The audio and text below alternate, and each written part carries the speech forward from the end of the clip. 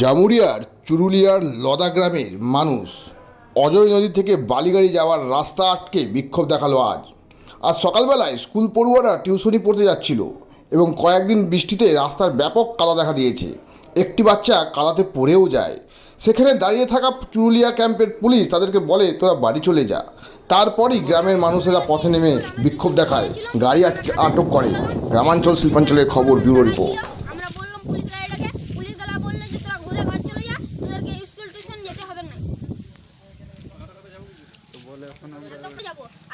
গাড়িগুলো প্রত্যেকটা সাদা সাদা গাড়ি, আমরা কোনটা ছিল আমরা চিনতে পারলাম না।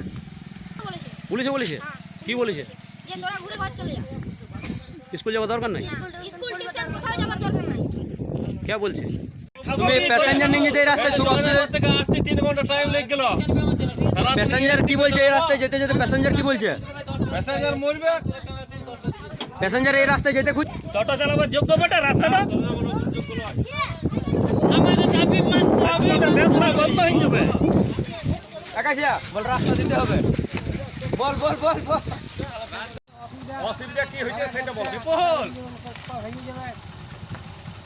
কোথায় বাড়ি আপনাদের? কোথায় বাড়ি? যাবেন কোথায়? আচ্ছা, এই যে ওভারলোড বালি গাড়িগুলো চলছে, এতে আপনাদের অসুবিধা কি হচ্ছে?